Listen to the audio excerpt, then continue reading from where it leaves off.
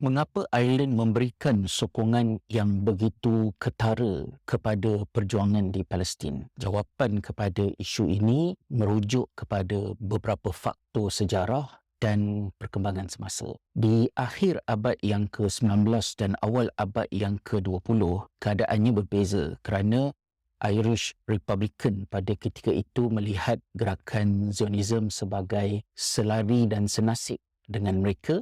golongan yang ditindas dan berjuang untuk pembebasan dan kemerdekaan. Inspirasi yang diambil daripada hubungan akrab di antara gerakan Zionis dengan Ireland ini membawa sampai ke tahap perjuangan Zionis untuk menentang kuasa mandat Inggeris di Palestin pada suatu ketika dahulu mengambil inspirasi daripada strategi-strategi gerila yang digunakan oleh pejuang-pejuang kemerdekaan Ireland untuk diimplementasikan di sana. Malah Yitzhak Shamir yang kemudiannya menjadi Perdana Menteri rejim Zionis Israel pada ketika itu digelar oleh masyarakat Irish sebagai Michael, mengambil inspirasi daripada nama Michael Collins yang memperjuangkan kemerdekaan Ireland. Tetapi simpati Ireland kepada Zionis itu merosot dan mengalami perubahan yang besar apabila Zionis pada tahun 1937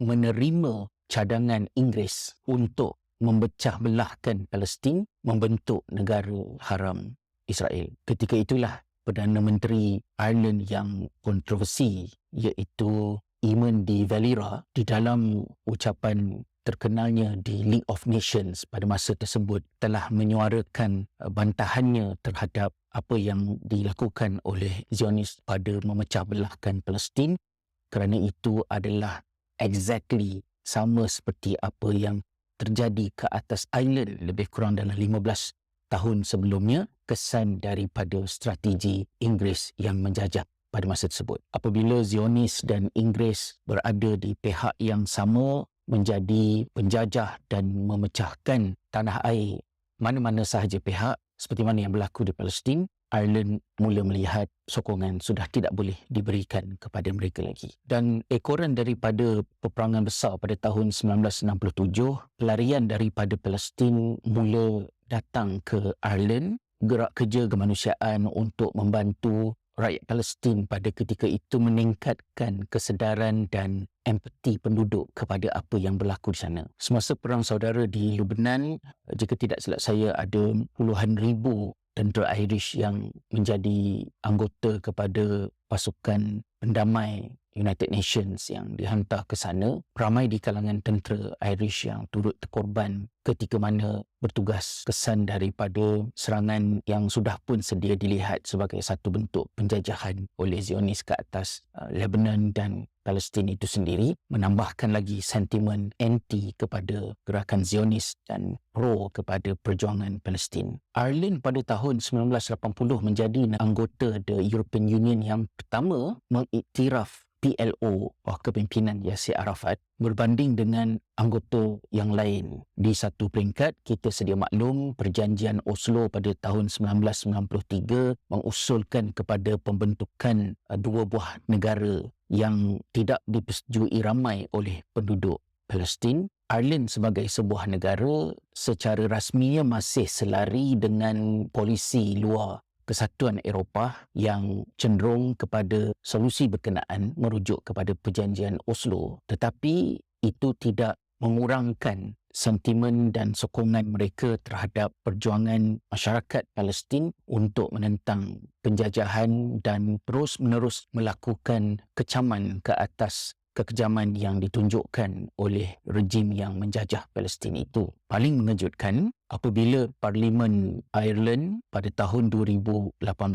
membentangkan usul Occupied Territorial Bill untuk ban produk-produk yang datang daripada wilayah-wilayah penjajah, dalam erti kata yang lain menghalang daripada kemasukan produk Israel ke negara ini, dan ini merupakan satu tindakan yang sangat berani. Namun usul tersebut tidak diimplementasikan kerana dua buah parti konservatif yang dominan dalam Parlimen Ireland ketika itu dan masih lagi sekarang pun, Fianna Fáil dan Fine Gael itu telah menjejaskan jumlah sokongan untuk meluluskan bil berkenaan, tetapi ia cukup untuk menekankan pendirian Ireland terhadap apa yang terjadi di Palestin. Malah Menteri Luar Israel ketika itu membuat kenyataan mengatakan bahawa bil tersebut adalah the most extreme anti-Israel piece of legislation in Europe. Walaupun berkemungkinan besarnya Ireland tidak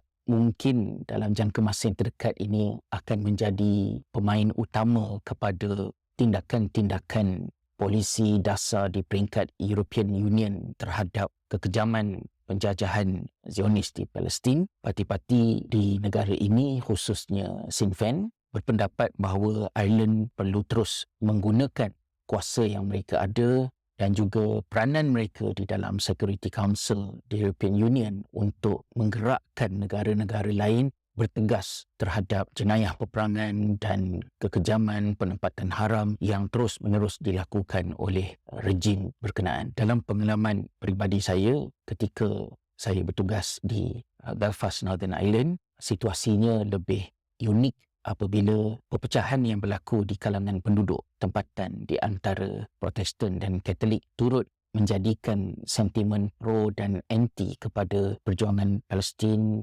versus rejim Zionis Israel di kejiranan masing-masing. Kawasan yang pro kepada Republic of Ireland, umumnya yang bermazhab Katolik, mengibarkan bendera Palestin, manakala kejiranan yang pro kepada United Kingdom dan anti kepada Republic of Ireland, kebanyakannya mereka bermazhab Protestan, mengibarkan bendera Israel di kejiranan masing-masing. Saya juga ketika itu perlu memposisikan dengan baik bagaimanakah komuniti umat Islam perlu digerakkan ketika mana Sinn Féin berhubung dengan pihak masjid dan bertanya tentang kebajikan kami dan apa yang boleh mereka suarakan di dalam Parlimen Ireland Utara pada suatu ketika. Walaupun begitu, perkembangannya, kebimbangan tetap ada terhadap generasi muda di peringkat umur anak-anak kami kerana seandainya ibu bapa tidak berbual dengan anak-anak mereka dan memindahkan sentimen yang sedia ada sejak sekian lama kepada generasi baharu ini, dan generasi yang baharu pula tidak mengambil berat tentang sejarah, tidak peduli kepada